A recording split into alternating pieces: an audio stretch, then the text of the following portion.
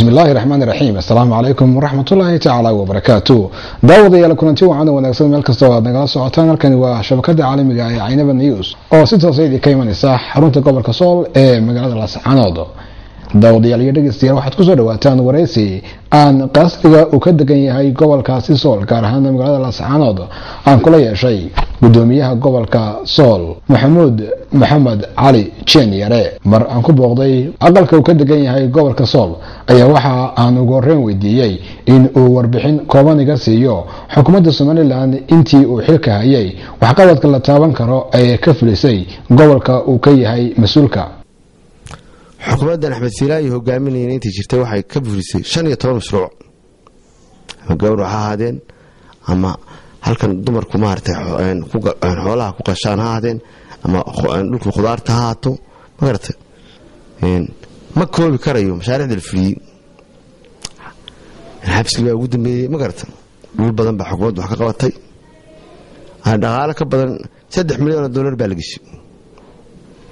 marka dadka reer Soomaaliland way fahmeen waxa loo qabtay iyo xukuumaddan inay xukuumadooda tahay aad iyo aad baan ugu hambalyeynaya iyaga waxaan leeyahay sida xukuumaddeena iyo dawladdeena wada shaqeynaysan u wada dadaalkiina waxaan ka shaqeynay halkan niman rabsho walayaal oo ninkii la oran jiray Cali Khalifiyo iyo niman kale oo qurba jooga oo soo duuftay bardaweyto waxay nagu soo abuureen weerar iyo rabshad bay soo abuureen iyagoo shacabkii qayb ka mid ah naga khalday oo degmadii Taleex oo degmooyinka Soomaaliland ugu baaleeya shirintay ku qabteen dadkii shacabigii ay khiyaanayeen oo lugoynayaan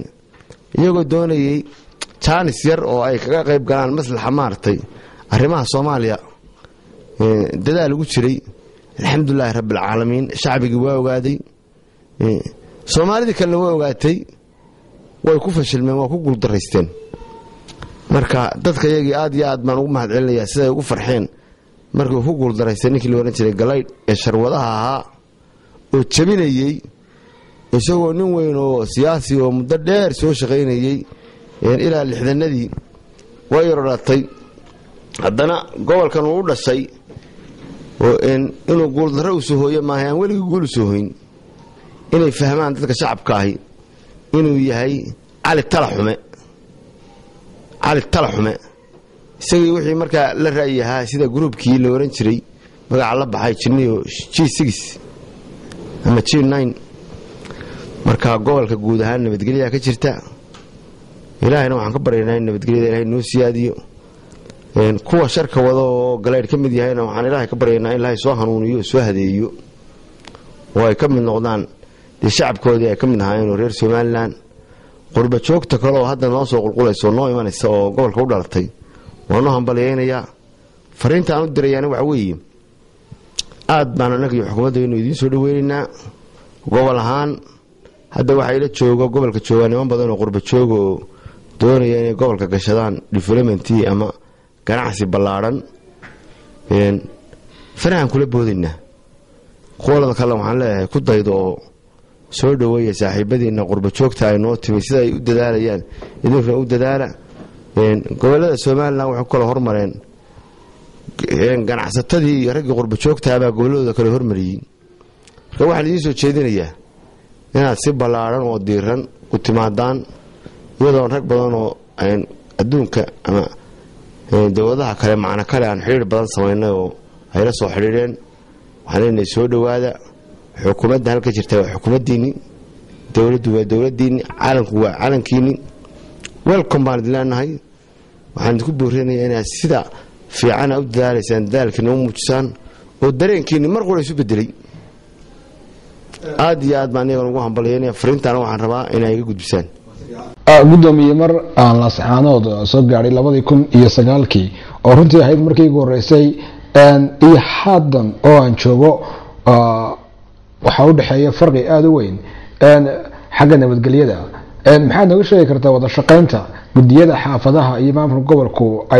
ay leeyihiin waxaan wada shaqeynaa xaafadaha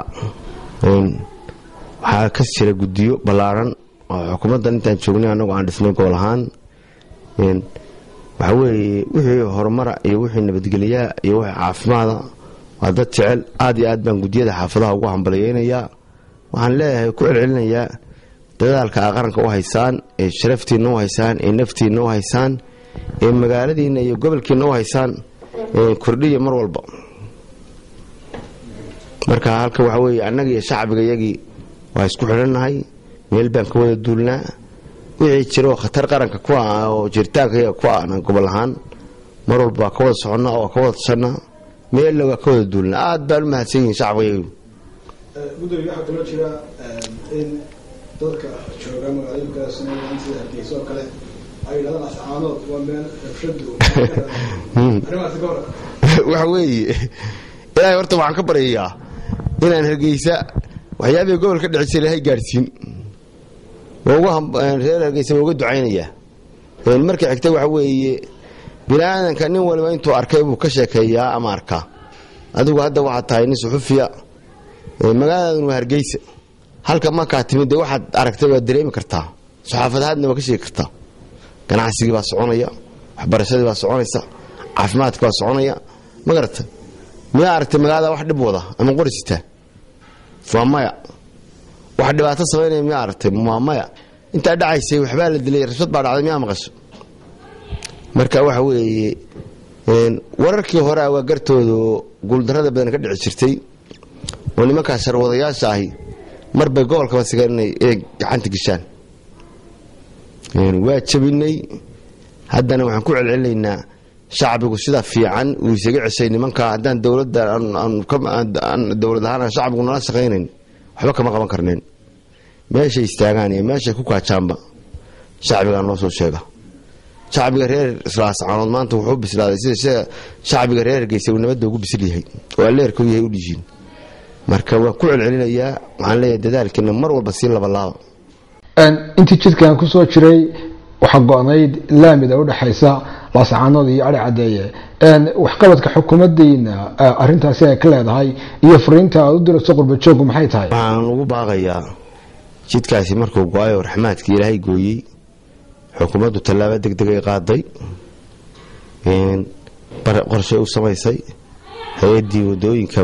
qaranka u qaabilsaneed baa timi iyo maareeyadeedii iyo madaxdeedii iyo injineeradeedii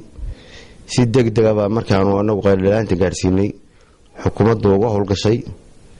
haddana shaqadii waa socotaa laakiin wax shacab oo ama qurba joog ama gobolka u dhasho contribution ka geysay hawsha ballaaran ee dawladdu qabanayso laba buundo hadda la sameynaya balaamiga bartigiisiya in ma jiro marka waxaan ugu baaqayaa in arrimaha horumarka ama waxqabadka ay leeyahay qolada qurba joogta ah inay ka qayb qaataan bay ka mid tahay weeye waxaan leeyahay wixii wacan ama dan guud ee aanu qabanayno xukuumad ahaan qayb ka noqda haddaad tihiin anigoo aad iyo aad idinku kalsoon qurba joogta gobolkan u dhalatay oo inta badan dadkii aqoonta ku lahaa xilliga hore ee Soomaaliya macnaha ka lahaa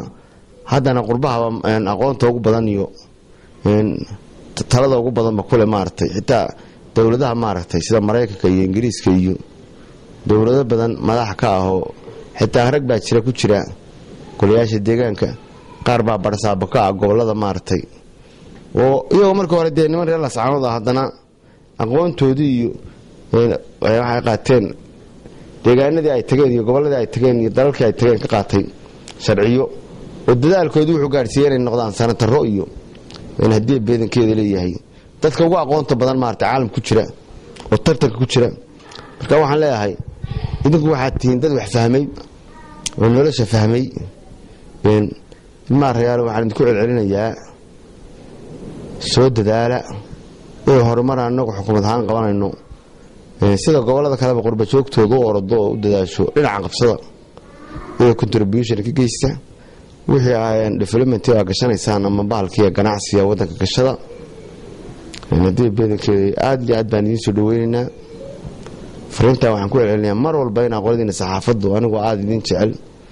gaar ahaan qoladiina ay wareysanaysa maartay warkiina aan daneeyo inaan mar walba maartay inoo gudbisaan qurba joogta oo website walba iyo TV walba iyo meel kasta ka gaarsiin kartaan waxa xarada ka jira aragteen oo dhiina ku aragteen inay noo gudbisaan waxaad ka dhawaajisay inay jiraan kooxo nabadiid ah oo ku jira gudaha laascaanood kuwaasoo madaxduub magaalada looga yaqaano intii aad xukunka hayseen inay ma jiraan waxaad gacanta ku qabateen oo aad ilaa imika aad haysaan aan ku qabanay waxaan farta ku dhignay kuwii qaraxyada iyo bambooyinka iyo miinooyinka remoodka la yiraahdo remoodka lagu hogaamiyo kuwii sitay oo al-shabaab ah oo maanta alxamdulillaah rabbil caalamiin xabsiyada ku jira mandheera burco haddii beedankeeda oo dhiigii faraha kula ban qabanay xeeraalihii gobolka mas'uuliyiinta naga direen xeeraalihii gobolka iyo karaaniga iyo xafiiskayga ugu dambeeyay waa haynaa xisaabiya ku dilay waxaan leeyahay xeeraaliya ku dilay wiil yar baa gobolada koonfureed u dhashay kuwa hore waa qabno gobolada koonfureed u dhashay mar walba waxaana laga soo duulaa gobolada koonfureed maadaama aan ku naalo xuduud dad baana gogolaalo u ah kuwaasna haddii aan laydmo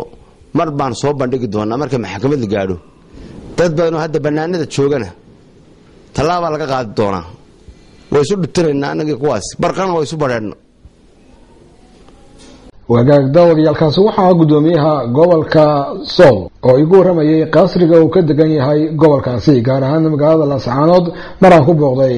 gurigiisa waxaa barnaamijkan idinka imaanayaa shabakada caalamiga ee Caynaba News oo idinla saaxiibayaan naga fogaanina meel kasta iyo goor kasta oo aad joogtaan waxaan idin soo gudbin doonaa barnaamijyo xiiso badan iyo warar ku fadhiya xaqiiqada waxaana barnaamijkaasi la socodsiinaya Ibrahim Qaasima